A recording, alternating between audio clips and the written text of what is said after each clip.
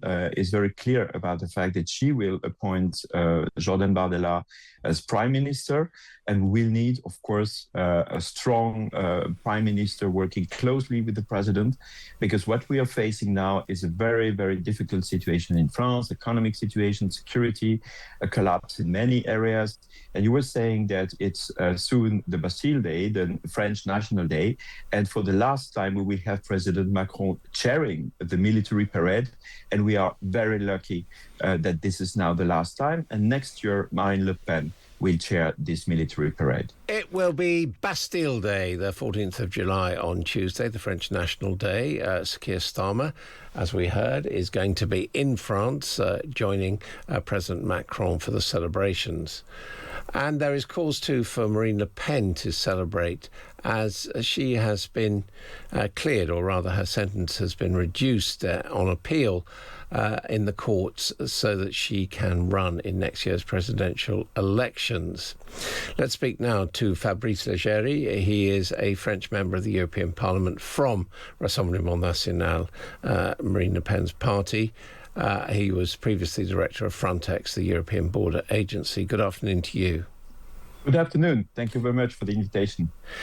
First of all, are we certain that it will be Marine Le Pen rather than Jordan Bardella representing the Rassemblement National in the presidential elections? Yes, now Marine Le Pen is allowed to be the candidate for the presidential election.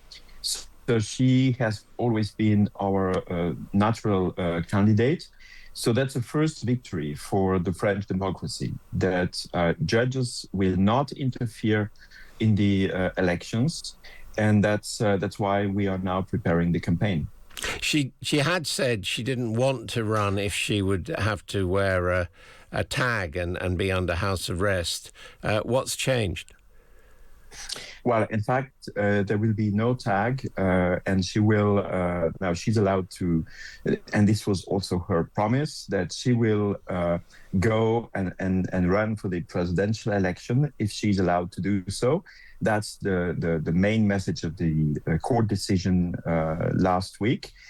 And now we are preparing the campaign, and we are sure that French people understand the situation, and we can see in the recent polls that in any case, she will win the presidential election.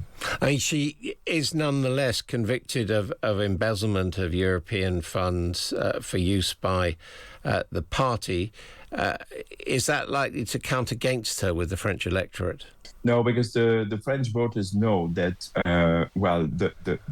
the essence of what is at stake is a disagreement between the European Parliament and, in fact, about the use of parliamentary assistance. So we know that there is no personal enrichment, there is no embezzlement. It's a disagreement in administrative matters. And we are sure that Marine Le Pen will win the case in the top court. So she decided, in order to demonstrate that she's not guilty, and she's not guilty, she decided to escalate the case to the top court, the Cour de Cassation in France. And we are confident that the Cour de Cassation will decide that she is not guilty at all. And what does Jordan Bardella think about all this? Is he not rather disappointed? No, it has been clear from the very beginning that this is a team. So Marine Le Pen and Jordan Bardella, they will campaign together. They have already started to do so. And in any case, Marine Le Pen is very clear about the fact that she will appoint Jordan Bardella as prime minister, and will need, of course, a strong prime minister working closely with the president, because what we are facing now is a very, very difficult situation in France, economic situation, security, a collapse in many areas. And you were saying that it's soon the Bastille Day, the French National Day, and for the last time we will have President Macron chairing the military parade, and we are very lucky that this is now the last time, and next year Marine Le Pen will chair this military parade. How confident are you that she will win this presidential election? Because, of course, it is a two-round process. everyone stands and then the top two candidates stand? Well, in the first round, according to different surveys, she will get between 32 and 36% of the votes, which is something which is unprecedented in French politics. And in the second round, there are different simulations that have been tested. Regardless of the candidate that will be the other one in the competition, Marine Le Pen will win the presidential election with more than 52% of the vote, which is a fair result and very good result. Which would be the hardest opponent for her, assuming she gets into the second round? Who do you think would be the hardest to beat? Well, in fact, we have to, let's say, very likely we have two options. Either Mélenchon, the far left candidate, that would be the easiest situation, because in this case, more than 70% of French voters would vote in favor of Marine Le Pen. Now, if we have a center-right candidate, we don't know yet who will be the candidate standing for the center. We even don't know if the candidate of the center will be in the second round.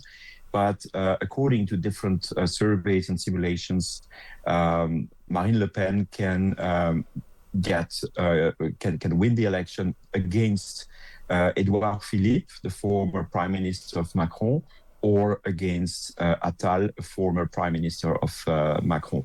So those centrist candidates, they have to carry the burden of the legacy, and Macron's legacy is a disaster. And French people are aware of that. What would it mean for France if she did become president? What would change? Well, it means it's the beginning of a renaissance. Renaissance meaning that it's the rebirth of France, of the French democracy, French hopes. And this is also meaningful to other European countries, because the Renaissance, of course, is the symbol of the new beginning of European history, of the history of many of our nations, more initiatives, more freedom, more hope, trust in the future. And we, very in basic matters, we need to restore the French, for example, security, internal security, French judiciary, French school education system. So there are many areas, health system as well. So there are many areas where we need to restore, we need to build again. So we need to really have this renaissance in French daily life.